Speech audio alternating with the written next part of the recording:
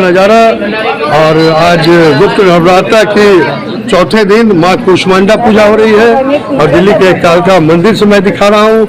आइए मिलजुल कर कीजिए माँ कालिका का दर्शन पूजन और घर बैठे देखिए हमारी वीडियो। मिहिर झा की भारत उज्ज्वल न्यूज, बिहार उज्ज्वल news, Vande Bharat news express update. भव्य दर्शन आज कुष्मांडा पूजा है गुप्त नवरात्रों की और माँ की हर बात निराली है। ये तो माँ दिल्ली वाली है।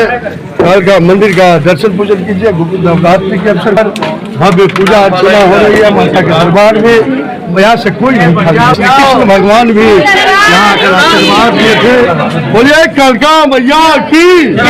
प्रचंड मुंड का विनाश करी थी माता का विनाश करी थी माँ कालिका। श्री कृष्ण भी यहाँ आकर आशीर्वाद लिए थे और माता की जो है हर बात निराली है। ये तो मैया दिल्ली वाली है।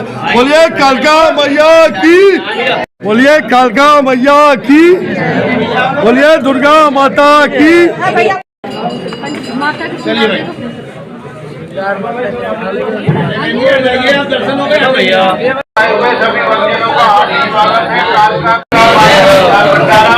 भंडारे में दान करें जो आपकी सेवा का हो जाए।